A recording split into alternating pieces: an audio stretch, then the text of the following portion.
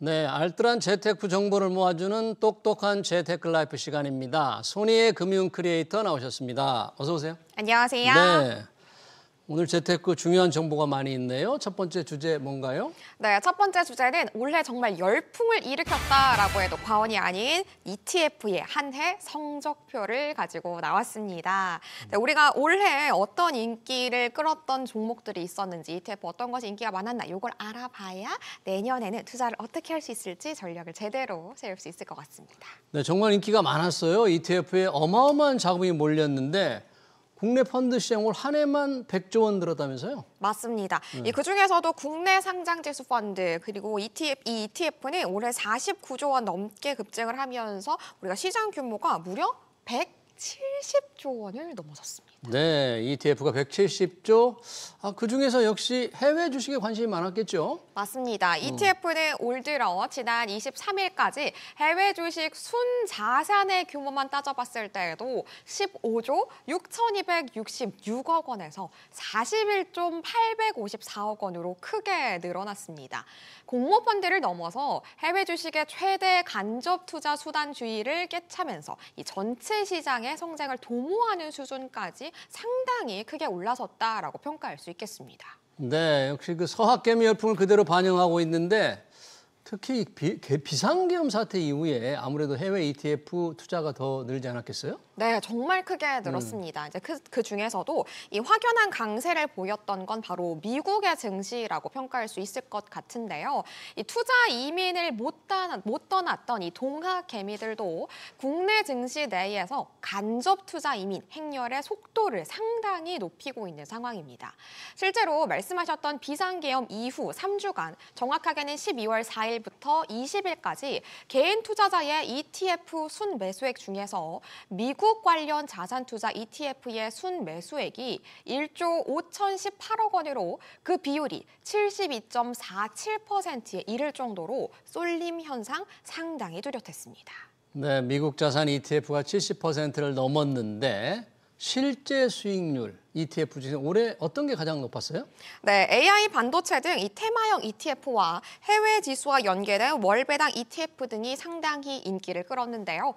올 들어서 24일까지 ETF 수익률 상위의 20종목, 20종목 가운데에서 19개가 해외 투자 상품이었습니다. 그중에서도 최고 수익률을 한번 살펴보면요. 한국투자신탁운용의 에이스 미국 빅테크 탑7 플러스 레버리지와 한화자산운용의 플러스 미국 테크 탑10 레버리지 이 경우에는 수익률이 무려 각각 191.44% 그리고 170.09%에 달했습니다. 상당한 퍼센트인 거죠. 네, 수익률이 190%, 170% 정말 놀랍네요. 최근에 양자 컴퓨터도 주목을 받던데요?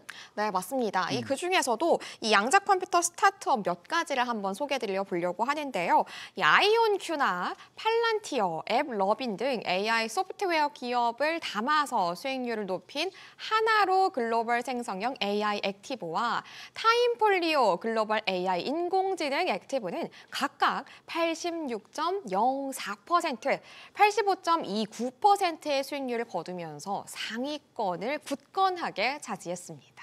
네, 아까 수익률 ETF 중에서 상위 22건에 해외 주식이 19개, 한 개만 국내 주식인데 그 한 개는 뭐였죠? 네, 우리가 한 부분에 대해서는 이 하나로 원자력 아이셀렉트가 58.64%의 수익률을 거뒀습니다. 20위 밖으로는 솔조선 탑3 플러스, 타이거 200중공업, 그리고 플러스 K방산이 50%대로 수익률이 높았는데요. 조선업이나 원전산업 등 미국발 정책 수혜를 받은 테마들만이 겨우겨우 체면치레를 한 셈이다라고 할 수 있겠습니다. 네, 해외 ETF 열풍 내년에도 지속될지 지켜봐야 되겠네요. 두 번째 준비한 이슈는 뭔가요? 네, 두 번째 주제는 해외 주식으로 돈 벌었는데 인적 공제는 탈락이라고 준비했습니다. 해외 주식으로 돈을 벌었는데 인적 공제다. 연말에 이 연말 정산 때문에 인적 공제에 영향을 준다면 좀 신경을 써야 할 것 같아요. 맞습니다. 사실 해외 주식 투자자들은 세금도 국내 주식대와 다르죠? 맞습니다. 네. 이 해외 주식 양도세는 인당 250만 원의 기본 공제를 적용하고요. 22%의 세율을 곱해서 계산을 합니다. 이걸 쉽게 좀 풀어보자면 차익 250만 원까지는 내야 될 세금이 없는 거다라고 적용할 수가 있는 거죠. 네, 해외 주식 투자 차익 250만 원 넘으면 그러면 세금을 물린다는데 해외 주식 투자자는 또 환율도 신경을 써야 될 것 같아요. 요즘 환율 계속 오르고 있기 때문에 그렇죠? 맞습니다. 환율은 실제로 환전일과는 상관이 없고요. 이 매도, 매수 결제일에 기준 환율이 적용이 됩니다. 요즘처럼 원달러 환율이 1,450원 혹은 그 이상, 오늘 기준으로는 1,480원 이렇게까지 높아지면 환차익이 생기게 되는데요. 환차익이 생겼다면 전부 양도 차익에 포함이 되어서 이 부분이 과세 처리가 되는 겁니다. 그렇군요.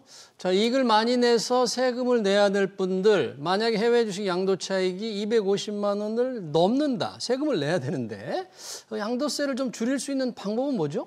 이 해외 주식 같은 경우에는 이 손익통산 방식을 적용을 하는데요. 즉 이익과 손해를 모두 고려하는 방식을 얘기를 합니다. 이렇기 때문에 12월 말까지 평가 손실 중인 해외 주식을 매도를 하게 되면 양도 차익을 줄일 수가 있습니다. 만약에 올해 해외 주식을 팔아서 1,000만 원의 차익이 생겼다면 내년 5월에 양도소득세로 165만 원 가량을 내야 되는데요. 하지만 연말까지 손실 중인 해외 주식을 매도를 해서 600만 원을 손해를 보게 되면 최종 수익은 400만 원이 되고요. 내야 될 양도소득세도 400만 원에서 기본 공제 250만 원을 뺀 150만 원에서 이 150만 원의 22%인 33만 원을 내게 되는 겁니다. 그렇군요. 그럼 만약에 세금만 생각한다면 평가손이 난 주식을 일단 팔아서 양도 차익을 줄인 다음에 되살아. 이제 그런 얘기시네요. 네.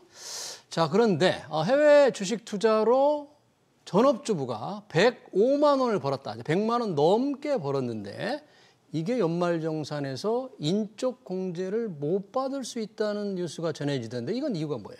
네, 인적 공제라 함은 배우자나 부양가족의 종합 그리고 양도, 퇴직 소득 금액의 합계가 연 100만 원 이하인 경우에만 가능하기 때문에 미성년자나 전업주부가 해외 주식 투자로 양도 소득 금액이 100만 원을 넘게 되면 이 연말정산의 부양가족 인적 공제에서 제외가 되기 때문입니다.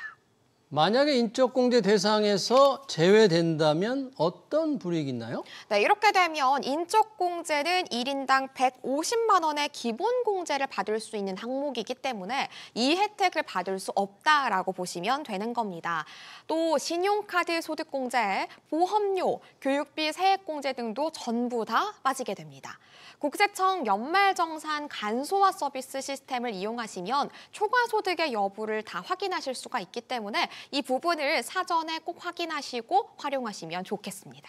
네, 성학개미들 세금, 환율 일단 잘 신경을 써야 될 것 같습니다. 잘 들었고요. 마지막 주제는 뭡니까? 네, 마지막 주제는 2025년 달라지는 부동산 제도 주목이라고 정해봤습니다. 네, 올해도 부동산 제도가 많이 달라졌어요. 공급 대책이 발표됐고 대출 규제가 강화됐는데 내년에는 중요한 제도 어떤 게 바뀝니까?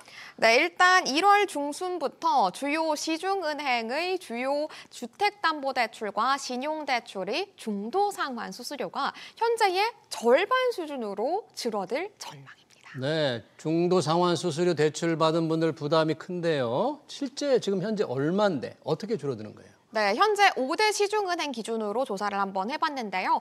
5대 시중은행 기준으로 주택담보대출은 약 1.2에서 1.4% 수준, 신용대출은 0.6에서 0.8% 수준의 수수료를 부과하고 있는 상황입니다. 그런데 내년부터는 주택담보대출의 경우에는 0.6에서 0.7%, 신용대출은 0.4% 수준으로 거의 절반 수준으로 낮아질 예정입니다.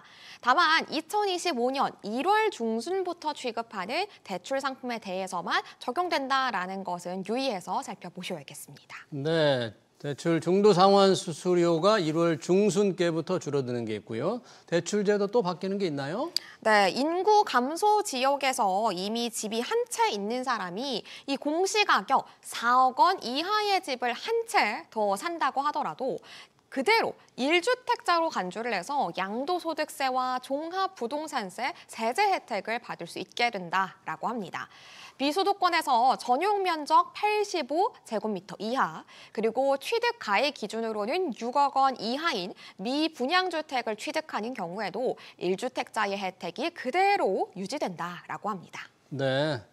앞으로 신생아 특례 대출을 받을 수 있는 기준, 조건도 완화된다면서요? 맞습니다. 신생아 특례 대출을 받을 수 있는 사람들이 조금 더 늘어날 것으로 보여지는데요.